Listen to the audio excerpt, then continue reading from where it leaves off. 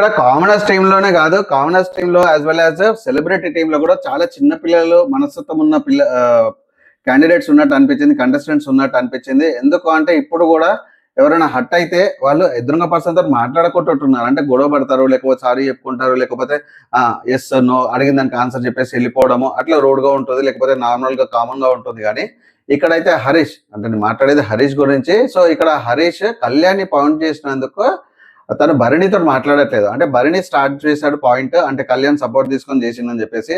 అంటే హరీష్ బేసిక్ గా హరీష్ అండ్ భరణి ఇద్దరు మంచి కామన్ గా మాట్లాడుకుంటుంటారు. ఒక ఇద్దరు గ్రేట్ పర్సనాలిటీస్ అన్నట్టు ఫీల్ అవుతారు, ఇద్దరు చాలా గంభీరమైన పర్సనాలిటీస్ అన్నట్టు వాళ్ళు ఫీల్ అయ్యి ఇద్దరు బాగా క్లోజ్ గానే మాట్లాడుకుంటుంటారు.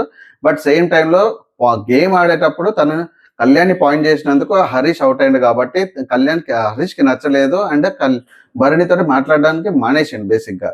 సో ఇదైతే నాకు చిన్నపిల్లల మనస్తత్వం అనిపించింది. అట్లా మాట్లాడకుండా ఉండడము అది పెద్ద కరెక్ట్ అనిపించలేదు. ఎన్ని రోజులు ఉంటారు, ఒకటే హౌస్ ఉంటారు కదా, ఒక రోజు కాదు కదా ఇది విషయము.